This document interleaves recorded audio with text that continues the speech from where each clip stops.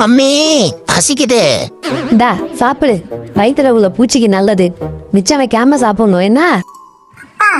என்னப்பா வேப்பிலையை கொண்டு கொடுத்துருக்காங்க? என்னடா பண்றது, நம்ம செஞ்ச பாவம் இங்க வந்து மாட்டிருக்கோம். கேரட்டை கொடுத்தாலுங்க, பீன்ஸை கொடுத்தாலுங்க, அதெல்லாம் தின்னதோட விளைவுதான். இப்ப வேப்பிலையும் கொடுத்துருக்காளுங்க.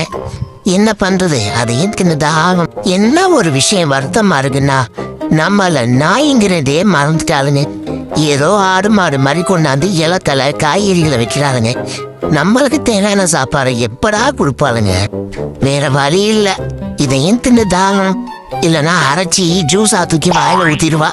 அட போப்பா, இது கசக்குது, நான் சாப்பிட மாட்டேன். சரி விடுடா, நானே சாப்பிடுறேன். போற உயிர் இதுலே போகட்டும்.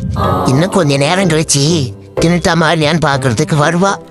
அதுக்குள்ளேயும் சாப்பிட்டு முடிக்கணும். ஐயோ அப்பா, அங்கிட்டு கொண்டு போய் குப்பையில கொட்டிட்டு நம்ம